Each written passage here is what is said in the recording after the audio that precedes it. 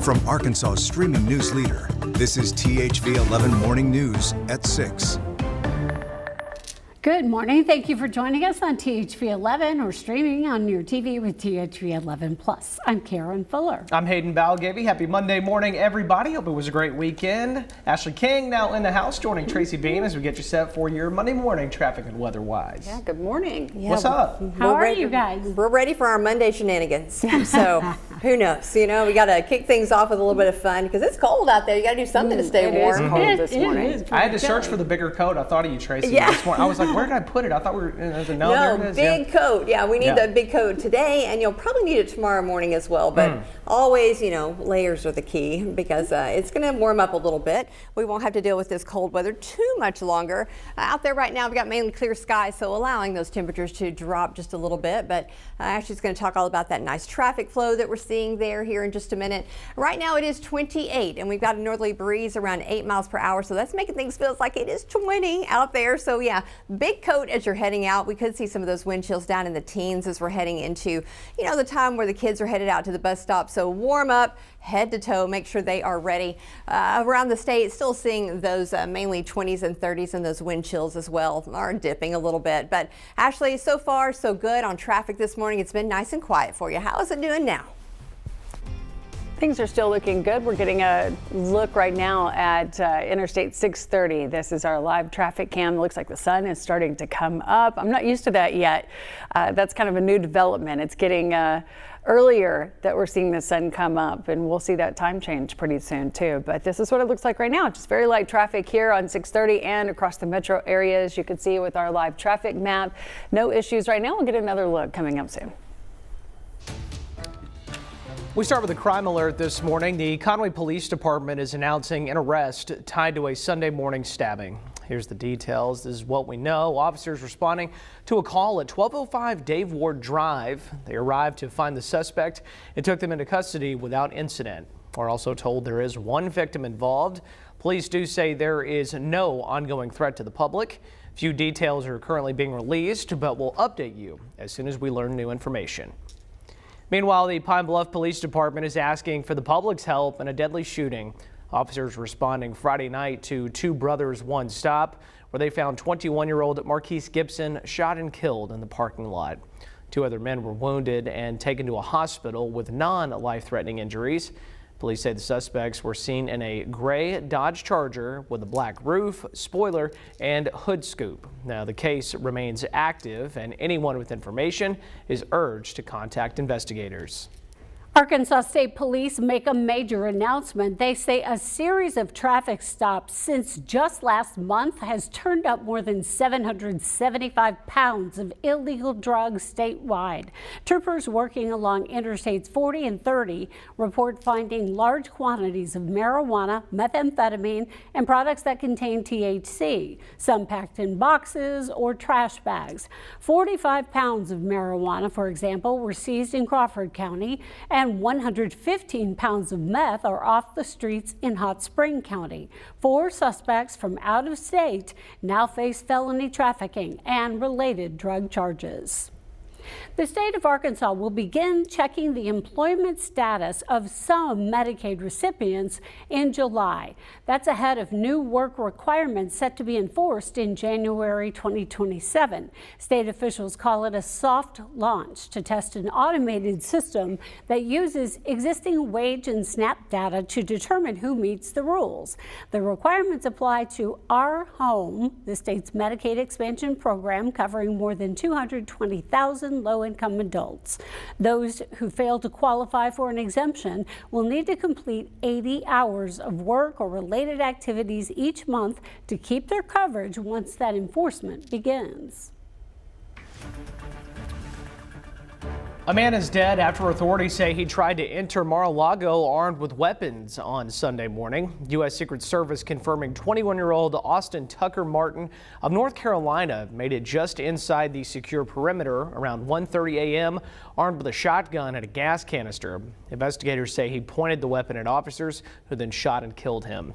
President Trump was in Washington at the time and was not at his Florida estate.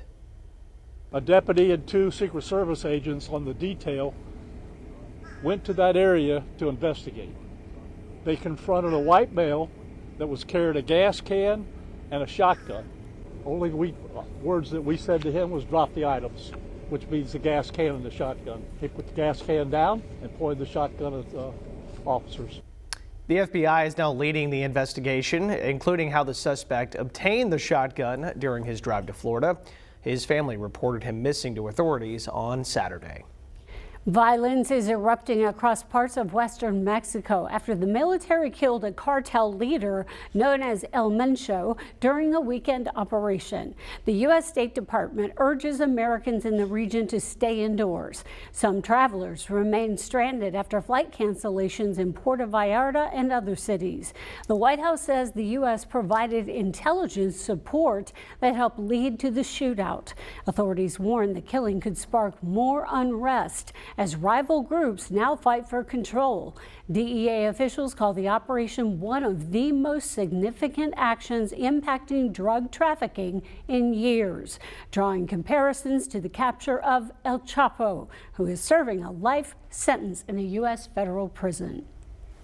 Days after the U.S. Supreme Court struck down President Trump's broad tariffs, the response is still unfolding. Over the weekend, the president threatening to increase the global tariffs he announced Friday by another 5%. Now, at the same time, he is voicing new concern about the people of Iran and weighing a possible military strike. CBS News correspondent Willie James Inman has more.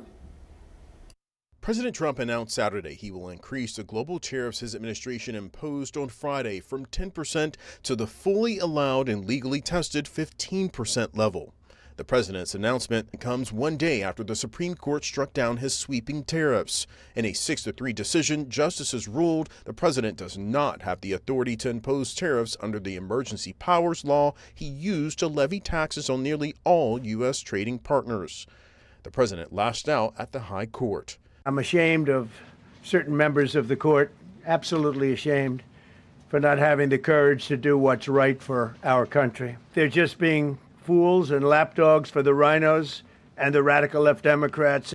The president also said without evidence that foreign interests could have influenced the court. It's my opinion that the court has been swayed by foreign interests and a political movement that is far smaller than people would ever think. But while the president expressed outrage, Democratic leaders backed the ruling. Trump's tariff tax was illegal, and the courts agreed. And let's call these tariffs for what they are, a tax on the American people. The White House's move to hike global tariffs comes as the president is showing renewed concern for the Iranian people. On Friday, the president said he's disturbed by reports of mass executions in Iran. 32,000 people were killed over a relatively short period of time. But no, I feel very badly for the people of Iran. They've lived in hell. Earlier Friday, President Trump said he was considering a limited military strike on Iran. Willie James Inman, CBS News, the White House. And now let's check in with meteorologist Tracy Bean and the forecast to help you plan your Monday. Well, for Tracy? some reason, I was just going to hang out at the Weather Center and wait for you to come to me over there. I can pop over there real quick. It's Monday, It's Monday. It's Monday. All right, now that I'm where I'm supposed to be, let's talk about all this sunshine we're going to see today. It's still a bit cool out there this morning, so you'll need that big coat as you're heading out the door. Starting to see that northerly breeze gives a bit of a wind chill right around the upper teens and lower 20s this morning. Even with all that sunshine, we're still going to see those highs only reaching the mid to upper 40s. Now, Tuesday's going to be a bit better, although it's still going to start out a little bit cold there into the 20s. But you'll see those winds are picking up in from the south. Those are going to be gusting upwards of about 30 miles per hour, but they're from the southwest and going to warm us up into the 60s. That means we're going to start to see some warmer temperatures heading our way. So that is good news. Only going to have to deal with this little cold snap for just a little while longer. Tracy, traffic is still looking good right now. It is 6:08. We're not seeing a whole lot of volume on our roads just yet. So if you're on Interstate 630, this is what it looks like. A few cars out there, but just a beautiful sunrise to see right now. That's about the only thing that we have worth looking at with this shot. This is what the live traffic map looks like. No accidents, no major slowdowns. We'll check it again coming up soon. Still ahead this morning, prices at the store could soon feel a little different. Walmart's prediction just ahead. And NASA's next big step toward the moon is hitting a speed bump. We'll tell you the issue that's pushing the Artemis 2 mission back for months. That's coming up after the break. Just about 6:10 on your Monday morning, and there's another shot of that gorgeous sunrise. Looking beautiful out there on what promises to be a chilly but nice day.